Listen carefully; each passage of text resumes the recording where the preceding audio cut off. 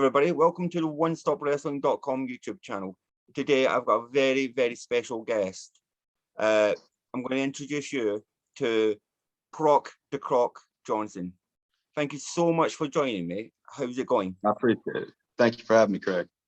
It's absolutely a pleasure. Did you have a good festive period? It was good.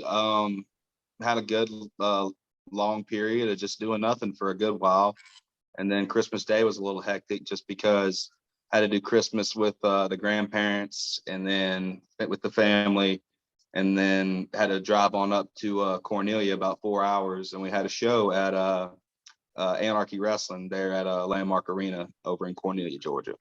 So got to do that on Christmas Day, come on back, unwind a little bit. And then I hadn't really even done nothing, I'll be honest, since Christmas Day. I've just been trying to recoup. I've had a tweaked shoulder and just been letting it heal up and just been spending time with family and kicking back, just, enjoying it. But gonna try and get back to the gym today and get things back in gear. But was enjoying my downtime for sure, but it's time to get back to work. That's amazing. That's good to hear that you've had a good time. So you kind of touched on there, you're currently with Anarchy Wrestling. For anybody watching who doesn't know who Anarchy Wrestling is, who is Anarchy Wrestling? Well, Anarchy Wrestling is a promotion based out of Cornelia, Georgia. They run out of the Landmark Arena, and the hallmark of the Landmark Arena is that it's world famous. They call it the world famous Landmark Arena. And the reason they do that is because guys like AJ Styles, Matt Sydal, Kenny Omega, Homicide, Hernandez, Masada, trying to think, guy right now who's killing it on the indies, especially the death match scene, Tank. Griff Garrison was also one of their recent champions in just the past couple of years, and he's gone on to have success in AEW, tagging with Brian Pillman Jr. And his former tag partner, Marcus Cross, is actually doing pretty well for himself in his own right there in AEW, doing, work for Dark and Elevation. But it's a little known gym that people just really don't think of, as far as when they think of places like the over in Reseda, California, where they used to have a PWG. That's a huge, that building right there is huge to people. Out in San Francisco, you got the Cow Palace. In Philadelphia, there's 2,300. I think I'm getting the number right. 2,300 arena. 2,300 arena for ECW. You got the Hammerstein Ballroom there too. But for South Georgia, or for the South, there's certain places that I would say are a big deal. Like a lot of, I don't know if they run a lot in the Omni, but like the different Omni hotels, their ballrooms used to be huge for wrestling. But yeah, you just don't think of it. But I would say definitely Landmark Arena is one of those places, especially for people who are fans of indie wrestling, or are fans of people that are famous now, just because some of their earlier work started in Cornelia, and it's just been, people in Georgia know it. I'll say that much. But I think it's starting to spread more and more throughout the Southeast, and I'm sure it already has, just by being associated with the names that are a part of it. So you kind of touched on people like Kenny Omega and AJ Styles there. Does something like that motivate you a little bit more, knowing that people have wrestled there? Does that give you like a kind of extra bit of incentive at all? It's definitely a motivator, I would say, for sure, because there's a certain expectation when you walk through those doors that you're a certain type of wrestler. You're cut from a different kind of cloth. You're there to come in, do the work, and do it, to the way that, yeah, we're gonna do some dope shit, when the match starts. We're gonna have some cool moves and all that. But at the same time, I don't mean to kill kayfabe, but at the same time, we're gonna go out there. We're gonna interact with the crowd. If the crowd doesn't care about the match, then what are we doing? They're the one that are paying the ticket. I mean, at the end of the day, they're the ones that decide whether or not, it's feast or famine.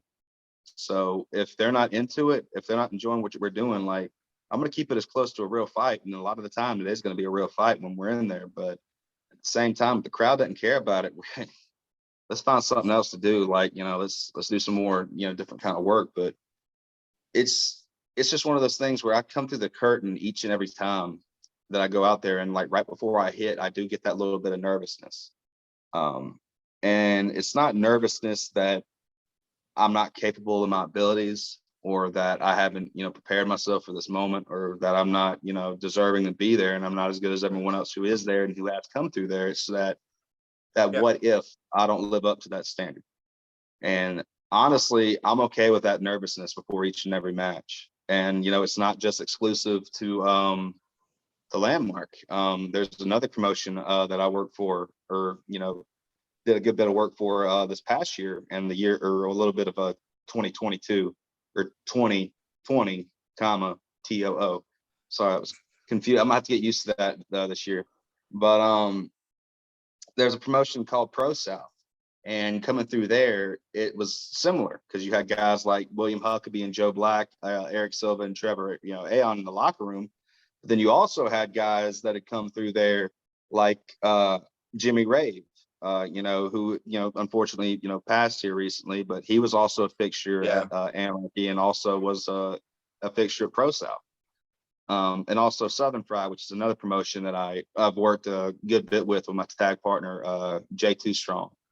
But when you got guys like Jimmy Rave, Sal Renaro, who was at ProSouth, who was a Ring of Honor tag team champion with Tony Mamaluke. I saw just one of those things where you don't know the connections all the time. Like, you'll be in locker rooms with guys that have done infinitely more than you can imagine, and they're just so cool about it, and they're just relaxed, they're humble, and they're kicked up, realizing it's not a big deal, and they're just chilling in the locker rooms. And that's the kind of vets that I want to be around. I know I'm going off on a tangent, and I promised you earlier in the pre-show we wouldn't do it, but I wouldn't say that it's necessarily a bad nerve thing, but yes, I would say it's definitely a motivator. It's something that, makes you want to go out, dig deep, when you're out there, and when you're in that ring, and, shit hits the fan and going gets tough and you don't know what's going to happen, it gives you that will to, bear down and, grit your teeth and bear whatever's happening, just because, when folks come in there, they expect to see a fight, and you got to live up to it each and every time. But so you touched on performing in front of the fans, and if the fans aren't into it, then what are you doing? Obviously, the last 18 months around the world has been a very difficult time. Yeah. Have sure. you done any shows behind closed doors, or were you affected in other ways of promotions shutting down and not being able to work until fans were allowed back? Yeah. I've done both, honestly. Wrestling as a whole, and especially, I won't speak for the whole United States because it's different from state to state, but here in Georgia, what happened was in March of 2020, everything, when everything shut down, everything shut down. There was a little period there where everyone was unsure of what's going to happen. So, there may be a show or two running, that may have lagged up until that end part of March. But once everyone kind of knew what was going on, it immediately, it stopped. I would say from March to maybe late August, if that, there was no wrestling at all.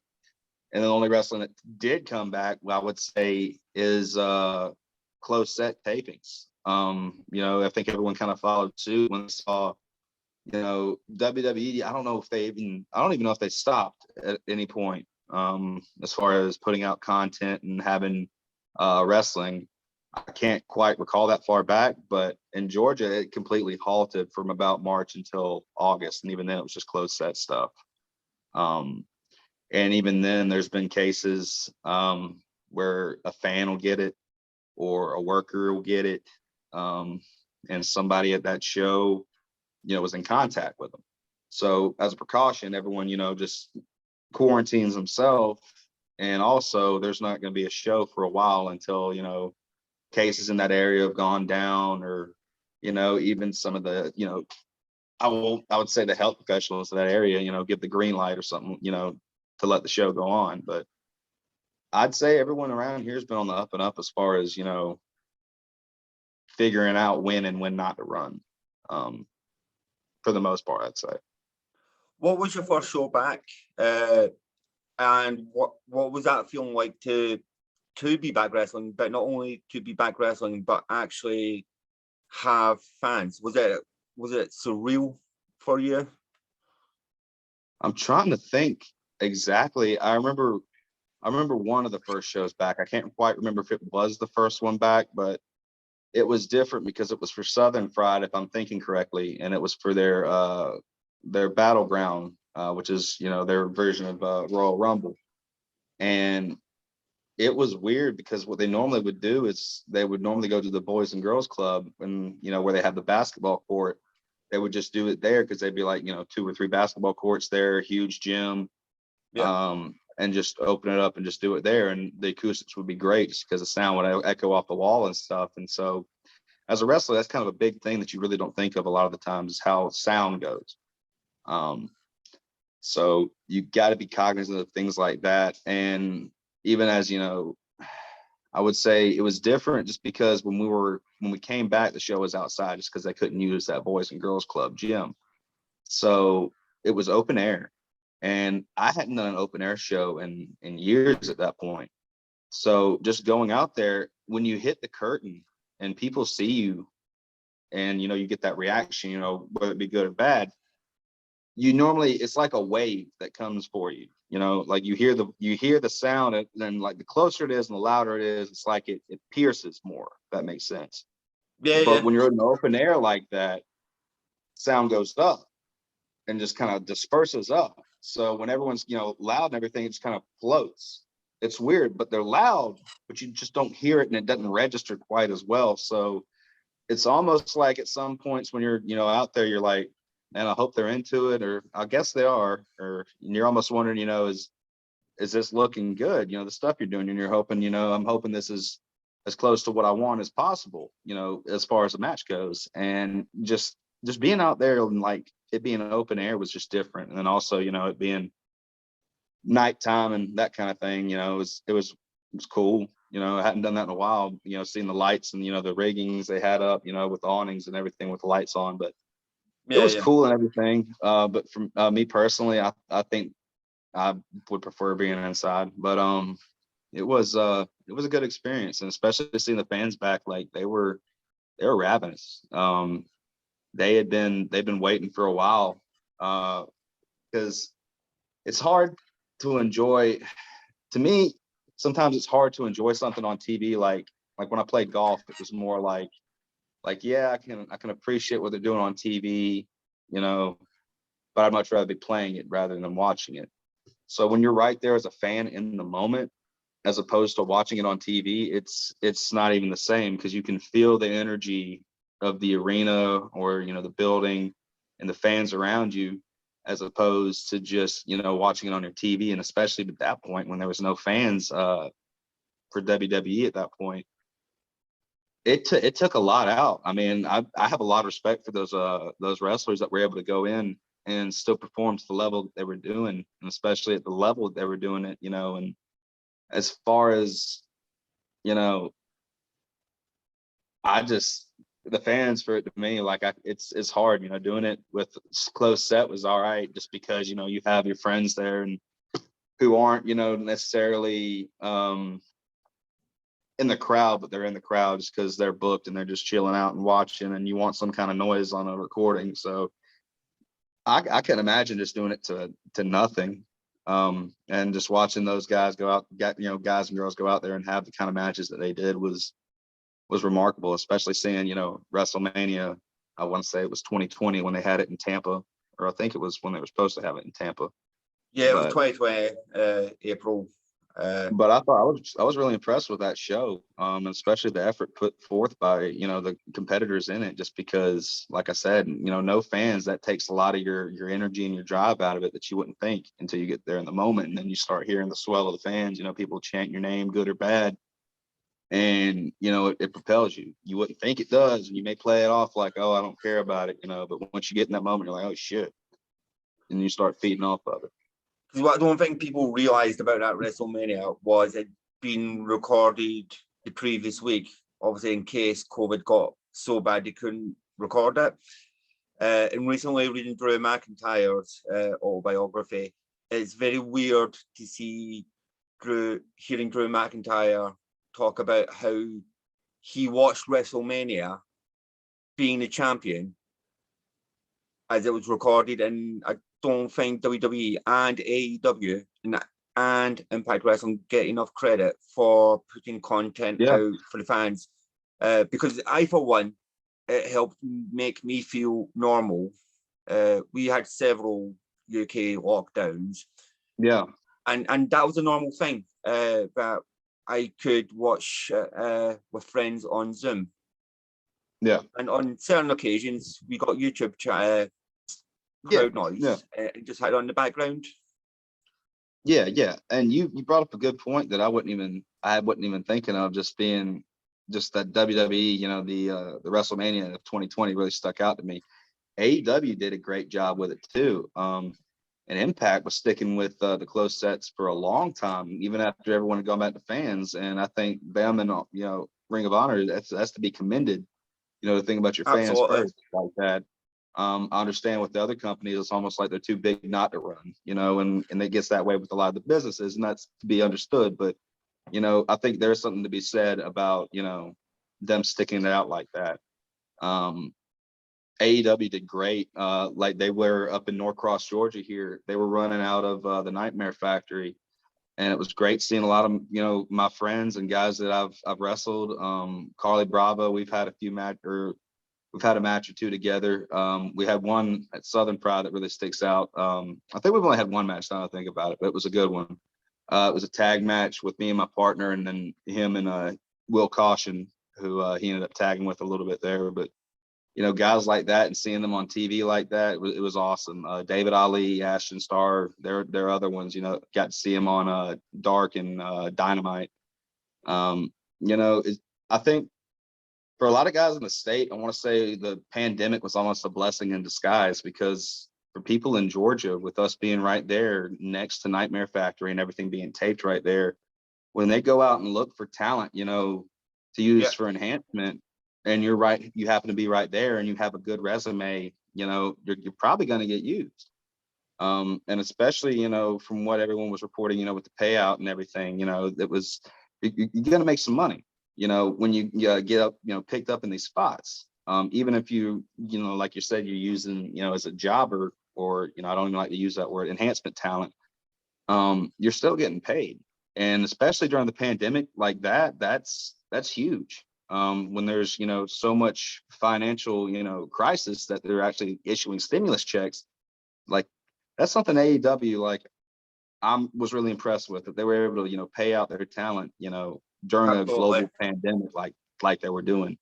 Because as far as I know, ain't nobody doing it since or during the way they were. So I think that's really, to be commended. And Ring of Honor, it's sad to see them go for now. I don't know, if they're going on a hiatus. I have a friend or two that are there, and, wish the best for them and hope that they do come back, just because I really did enjoy their product, and it made a. I think we all hope to come back. Yeah, absolutely. I'd like to see them, honestly, I'd like to see them on something like, Fox. Well, I would say Fox until, I was thinking more Fox Sports, but I'd like to see them get a better, a bigger TV deal. Because I feel like them and Impact, I mean, I understand it's maybe not the best for the mainstream audience sometimes, maybe, but I feel like with if you watch a lot of these sports channels and see a lot of the obscure stuff they have, and then know how many kind of viewers you can bring in with just something like, wrestling. And Cornette made a good point, when he talks, because I like to listen to a lot of his podcasts, but one of the points he made a lot of the time when talking about Smoky Mountain was, it's not very expensive TV to make wrestling. It's really not. When you take in account everything, you have a closed set studio like they do for NWA. If you watched any of their tapings that they do at GPB Studios, it's not, I would say the most expensive thing would probably be just getting the venue and then maybe the camera. But because you don't have to go back and then edit everything like you would have to do in any other TV show or something like that. But you got cheap programming, put ads behind it, and then that should be a pretty good, windfall of profit. But I'd like to see. I really would like to see Impact go to somewhere like, I don't know if Spike is around anymore. I think they still have that channel. I would like to Unless see they him on rebrand. Vice. I think Yeah. Vice TV have Yeah. an audience with the Dark Side of the Ring. Yeah. Uh, And especially because I've seen, I know ICW. I've seen. I want to say that's where Grado made, his great run over in Ireland. I like to see them come back. I was a big fan of, WXW stuff. That's where I, first was introduced to Walter, and Bad Bones. And I'm trying to think of, I don't want to missay anyone's name. And then Progress was big. I like Rev Pro. But yeah, like one of the things that sucks about this pandemic is you don't get to see as much variety, I'd say, in the wrestling, especially in the States, because we have shows running and everything, but we only get to see, I would say, American wrestling or wrestling influence from other countries that came from, people that moved to America or are living there, just to wrestle. So you don't get to see as much of, the British catch as catch can. You don't get to see a whole lot of, traditional lucha. Like, you'll get to see some of it here and there, on TV, but it's not going to be, you're not going to see a whole lot of lucha tag stuff. I mean, I love lucha tag. I feel like that's what ProSouth does, and me being exposed to that and getting to work that style, it's great. I love it. We're one man in the ring, one out. Whether, through the ropes, under the ropes, if you're in the ring, that's a tag, and the ref, signals and that kind of thing. And not being able to see that from companies like AAA and CMLL and the Crash, in Mexico was, it was a little, it sucked. Not getting to see strong style stuff coming out of Japan. Or if you get to see it, it's close set. It's unfortunate. And I mean, it's weird because seeing how it affects, different people, but there's a guy that wrestled for ProSouth for a while named Zombie Dragon, who's actually over in MKW, which I want to say is Middle Kingdom Wrestling over in China. So listening to, how him and I think I got another friend there named Uncle Daddy, I want to say is his wrestling name. Trey Williams is shoot name, but he's over there. They're both having to deal with, like, the visas issues and stuff like that. And, it's insane to think, if you were to be able to go and wrestle somewhere else and something like this were to happen again, a pandemic, where would you be stuck? What would happen? I mean, would you be stranded there? But I don't know. It's interesting just to see, just how everything kind of comes together, I guess. Well, fingers crossed, 2022 can be a much better year. I think it will be. World can progress. I hope so. I really think it will. Think hopefully, things open back up, regulations are followed, and we get back to where we want to be.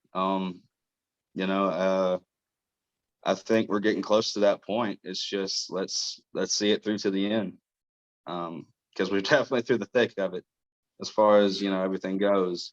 But I'd like to see things open up for sure.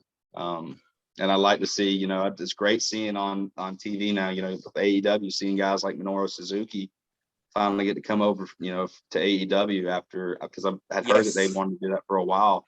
I think the first guy that really did it was Kenta.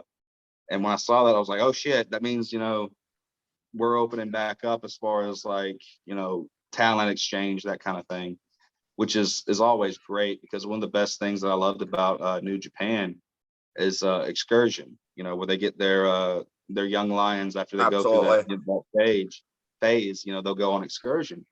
And what I love seeing about that is because you get to see guys before they become superstars. You get to see, Kazuchika Okada in TNA, albeit, not anywhere close to where he would be. Get to see him in TNA, get to see, Sonata in TNA. I want to say even got, I think Naito may have done. Naito did a lot of stuff more Mexico. Shinsuke Nakamura had a match that not many people know about. Yeah. And for me, this is an odd one, just because you don't think of Gaijins being going on excursion, but Jay White. First time I ever saw Jay White was when he still had the blonde hair with the streak or whatever, and he was in Ring of Honor when he was wearing the trunks, and that's the first time I saw him he always said one of the best Uranagis I ever saw. Just the way he would get them up on their hip and just keep them all the way up. But Jay White is still one of my favorites, and he's still killing it. But yeah, the excursion, like that's one of the things that they always say about wrestling. The way you get better is to go out and wrestle. And you don't get better wrestling the same people over and over and over.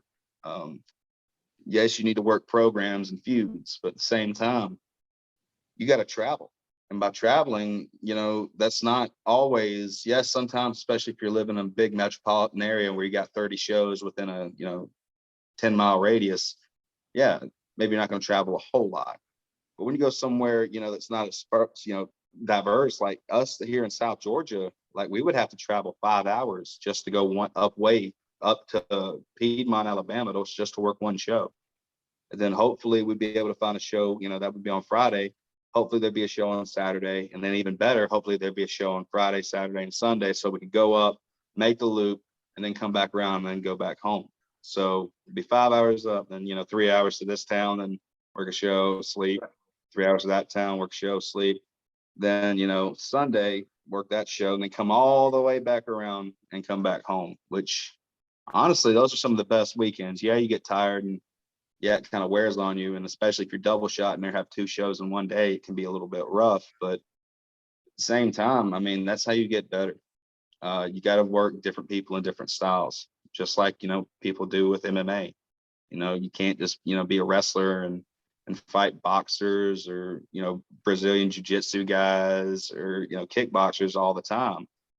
You gotta be diverse. You have to be able to fight all those types of different styles. So it's just one of those things where experience is.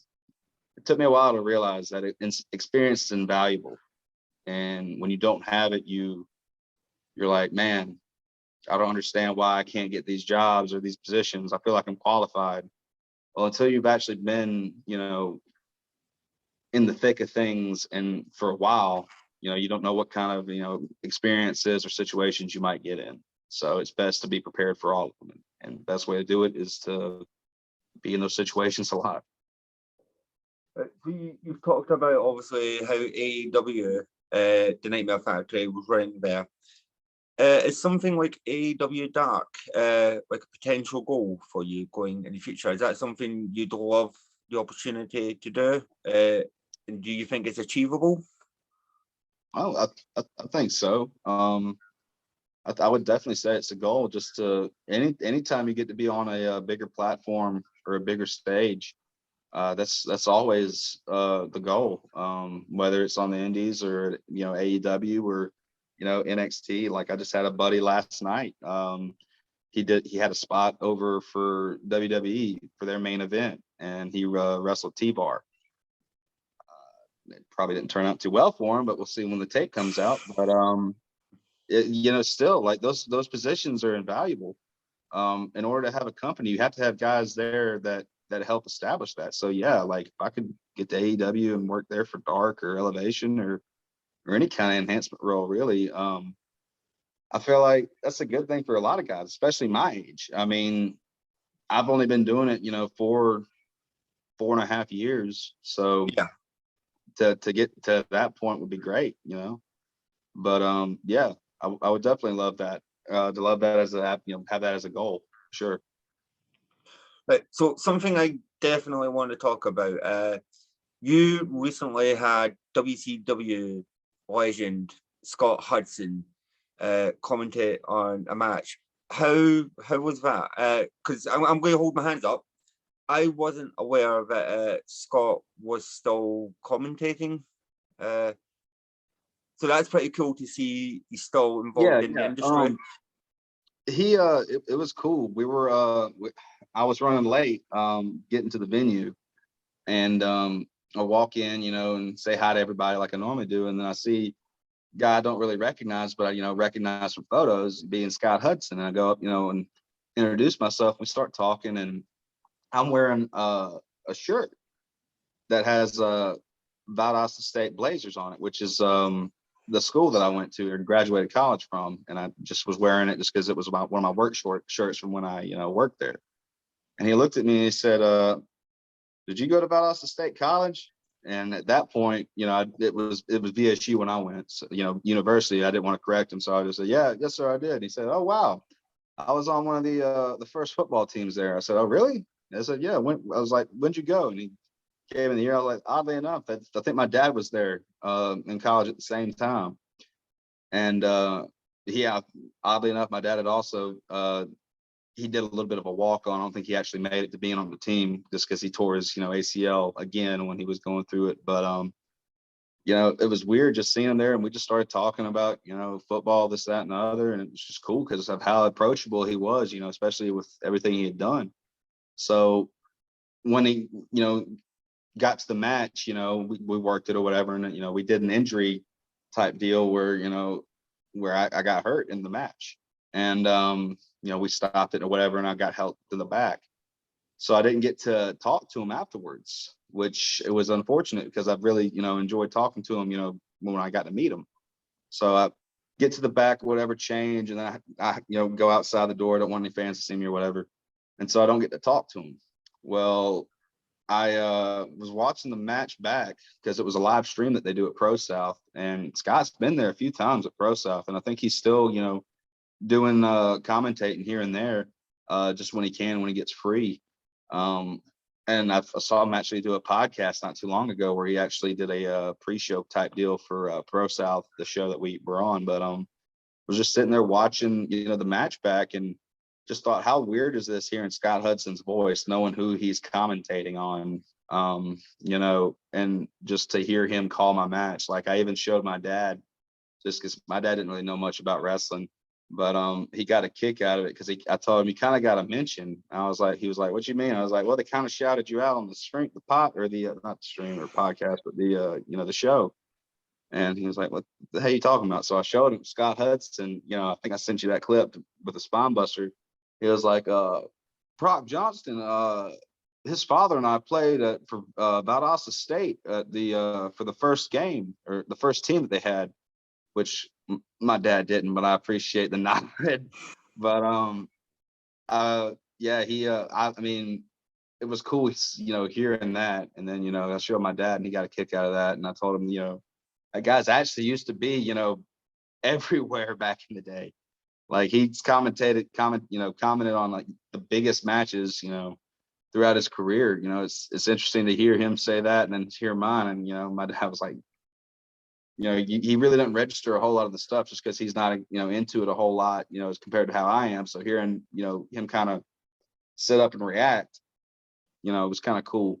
But yeah, Scott. I messaged him after I saw the match and listened to the commentary, and it was just awesome. I mean, just hearing him and my buddy Noah Howell on commentary was great. Just one of those things you don't think is going to happen until it happens, but it was cool. It was really awesome, humbling, really. Did you watch much WCW back in 2000? Because that's when Scott was really involved with the organization. Oddly enough, like, I was born in '96, so most people would assume like, you weren't into it. Like, actually, kind of, yeah. I don't remember a whole lot of it, but what I do remember is seeing, watching and seeing that red and black, like, especially towards the end, like when they start right before they did the invasion stuff, where they went to the red and black WCW logo. Yeah, I do remember seeing that, and I remember being like at my grandma's house and looking through like catalogs for stuff I want, because back then they had catalogs, looking through catalogs, flipping through and circling what I wanted or whatever, ideas for, so that way we wouldn't have, how it is now where they just badger me for 6 months until I finally break down and tell them, I could use this. But yeah, it was, I want to say the first action figure I had was either DDP, Sting, or Goldberg, because I knew it was definitely a WCW one, just because I thought it was weird looking back because I got some Broncos stuff. So it had to be right when the Broncos were killing it in the NFL. And it's been a while since they've done that. So I think it was, I want to say it was definitely a WCW figure, but for whatever reason, I feel like I was more steered towards WWE or F at the time, just because when I got into wrestling, it was more towards the end of WCW. But what's weird is my uncle went to I don't know if this is true, and I can't speak on it too much, but my uncle, my mother's brother, actually went to Georgia and was a business major, and so was Bill Goldberg. And Bill Goldberg was also on the football team at the time, and he had hair back then, just kind of like Yes. with black curly hair right before he went to the Falcons. But my uncle used to swear up and down, yeah, I used to have a class with Bill Goldberg. And, looking back, class of like 300, 400 people, yeah, maybe. And seeing Goldberg, as big as he is, you would kind of, I don't think he would blend in too well. So he probably did have a class with Goldberg. So it's just kind of weird. So through that and him playing with the Falcons, even my mom and dad, who, like I said, didn't really know much about wrestling, and the only reason they cared so like a lot about it is because of me, just doing it. They knew who Goldberg was. So seeing him come back, when he worked Lesnar or wrestled Lesnar, at the Wrestlemania, when I told them about that, they were kind of like, he's back. And I was like, yeah, he's back. And he looks fucking, this is what he looks like. And they saw him like, oh, I can see him wrestling. Yeah, he still looks like that at 50. Okay, yeah. You could probably whip somebody's ass. But yeah, it's just weird seeing like I said, I got to see the dying days of WCW and then see parts of Ring of Honor. Like what was weird was I got to see WWF change from F to E.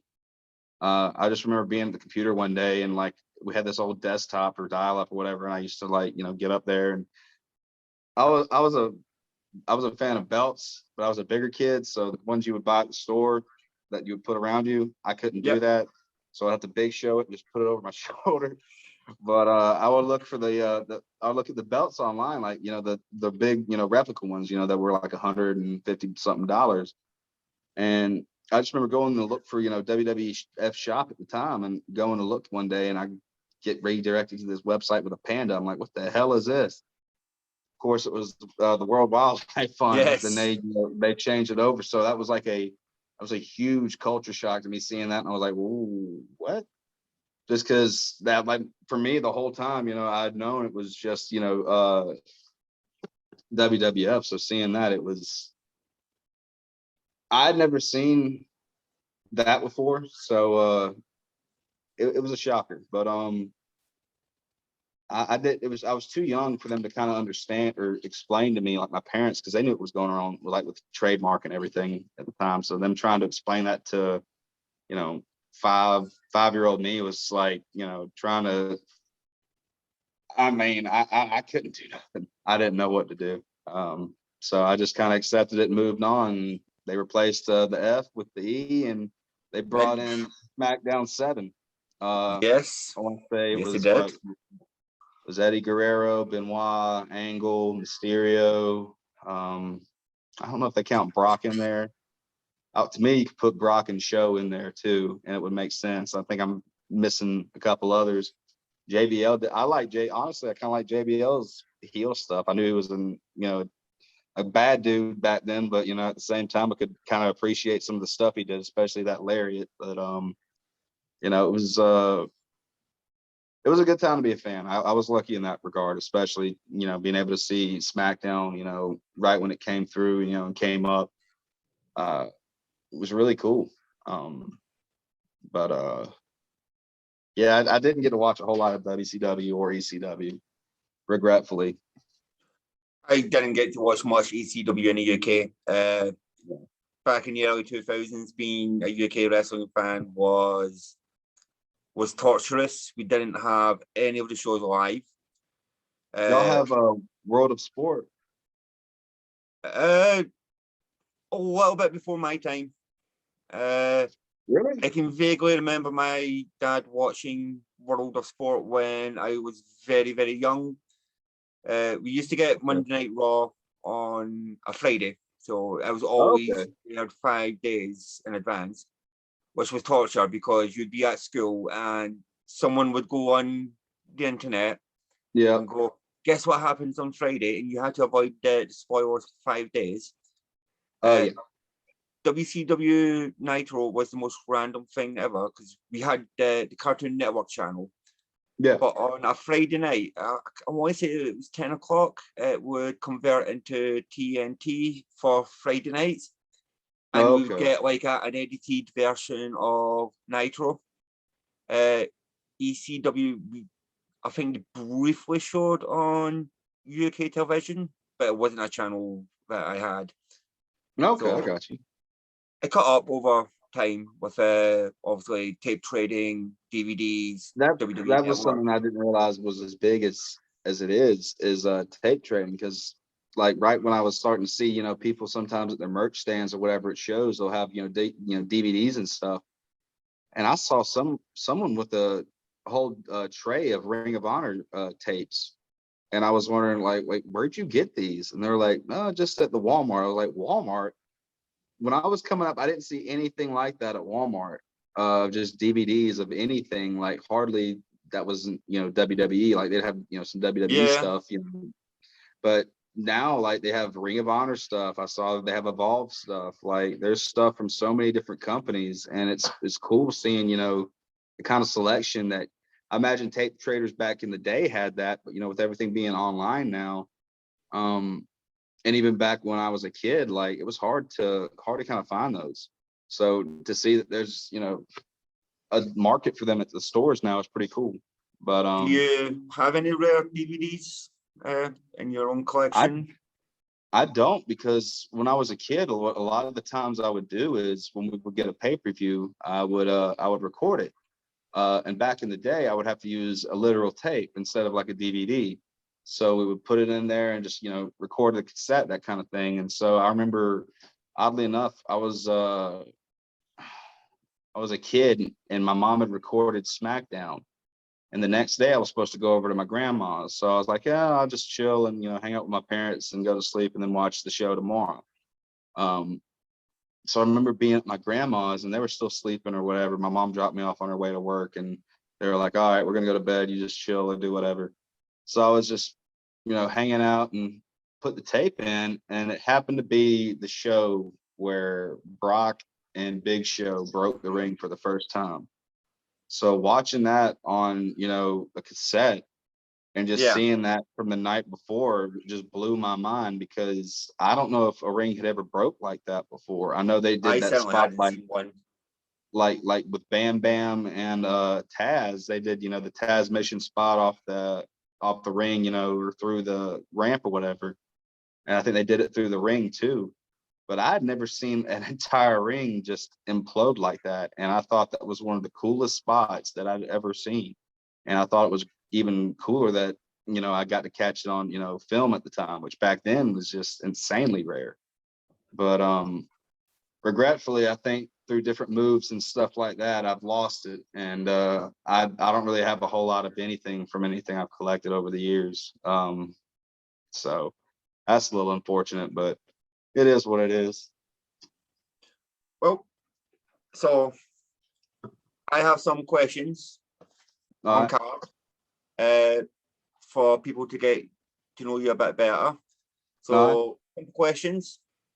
You can give simple answers if you want. Okay. First wrestling show you ever watched on TV? It could be Probably Raw. pay-per-view TV show. What do you remember? Oh, any TV show or wrestling? Wrestling.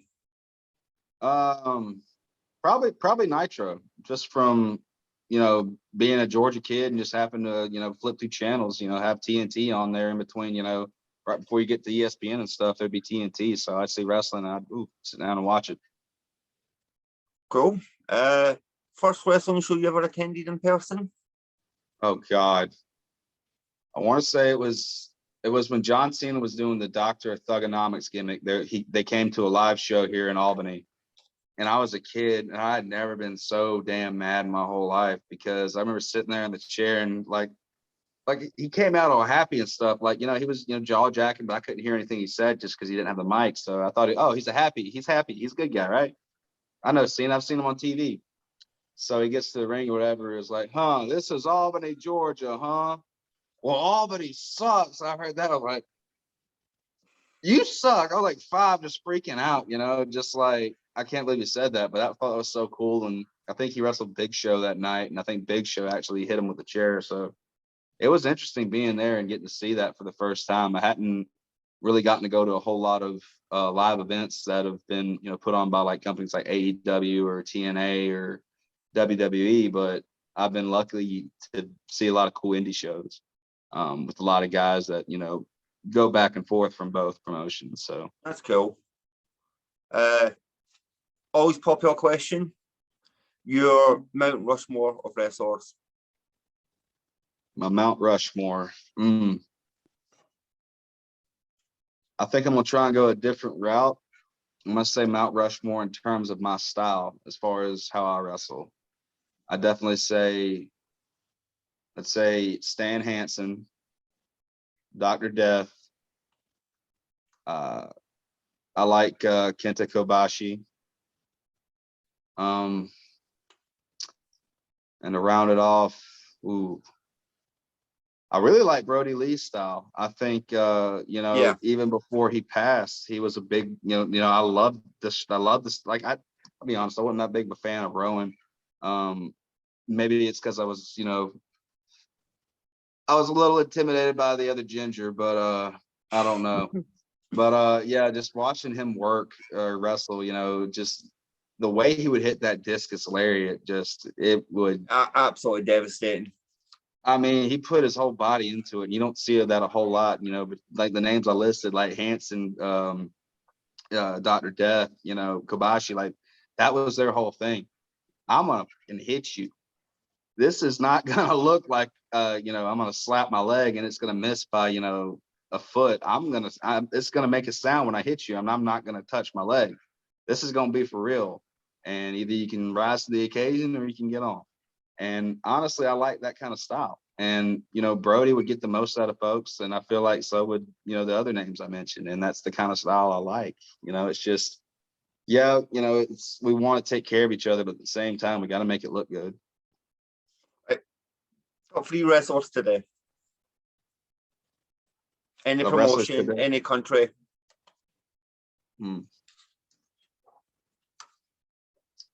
I'm a big fan of Jeff Cobb's stuff. I think as far as mainstream people go, Jeff Cobb is high on my list just because he's very similar. As far as tag team stuff goes, I'd like to wrestle the End. I think Pero and Odinson in Ring of Honor. I think me and Jay could do some cool stuff with that. And for trio stuff, I'd like for my group, the program, to go against the Ugly Ducklings, just because I think that'd be a fun match. But for me, selfishly, I think it would be Cobb or Hangman, just because. But I think Cobb is even in itself a distant possibility. So Hangman is almost like out of this earth, kind of. That's probably not gonna happen. Whenever I see Jeff Cobb, that man is an absolute beast. I love it, man. Like he's not someone who I want to piss off. Anytime soon in my life. No, and I know if I ever did get that match, he would throw my ass about a country mile. So I'm here for it. So it'd be fun, but he's definitely someone who's world traveled, who knows his craft, and who is a true shooter. I mean, I want to say he was in the Pan America Games as a wrestler, freestyle, before he got into professional wrestling. But he's a bad MF for sure. And final question, your wrestling goal for 2022? I think it would be to become more of a presence outside of Georgia. I think we had a good step towards that last year in Alabama, where we became the longest reigning ProSouth tag champions, where we were champions from like mid-April until mid-December. So I think it'd be nice, at the program, me, Scott Mason, and Hunter James over at Anarchy have done great stuff in Georgia. But I feel like the next step logically would be to start doing some dope shit down in Florida and get up into the Carolinas and Tennessee and, just keep expanding, just because I could say it could be titles and awards, but at the same time, I mean, that's not going to grow my fan base. I'm looking to get out there, and I'm looking to, I'm trying to make a name, honestly. So I feel the best way to do that is get some miles down and start traveling. Well, thank you very much for coming on. It's been an absolute pleasure. Likewise, Craig. I hope everybody's enjoyed it. This has been such a fun interview. Remember, like, subscribe, comment. This interview will also be on onestopwrestling.com, so anybody who goes through my website will be able to follow Proc on any of his social medias and look up any merchandise that they want to buy. Been a pleasure. Thank you so much.